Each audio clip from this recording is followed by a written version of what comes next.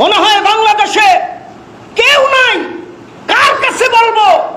কোথাও বললে পরিত্রাণ পাবো এমন একটা জায়গা নাই, সেই জায়গায় আবার পিয়ার নির্বাচন পিছনে, নির্বাচনকে পিছনে ফালাইবার জন্য ধান্দায় যারা নেমেছেন, রাজনৈতিক দল, অরাজনৈতিক দল, বাংলাদেশের সমস্ত জনগণ এই গণতন্ত্রের জন্য, এই সুষ্ঠু নির্বাচনের জন্য,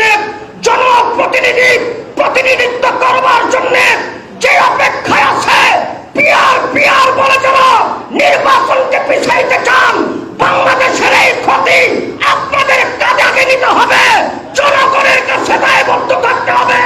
আপনাদেরকে জিজ্ঞেস করতে চাই, কার স্বার্থে নির্বাচনকে পিছিয়ে দিচ্ছেন?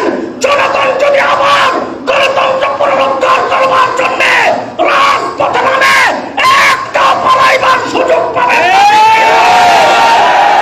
সংগ্রামী সাথী বন্ধুগণ, আমরা আগামী দিনের স্বপ্ন দেখি। কেউ আমাদের দুশ্মন না। উমুক দলের উমুকে বলেন যে ভাই কি অবস্থা, আমি আলহামদুলিল্লাহ।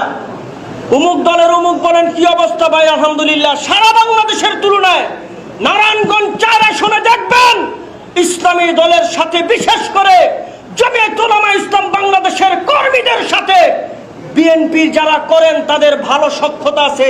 কারোর সঙ্গে আমাদের কোনো দুশ্মনী নাই। আমরা চাই আগামী জাতীয় সংসদ নির্বাচনে জোট যাদেরকে মনোনয়ন দিবে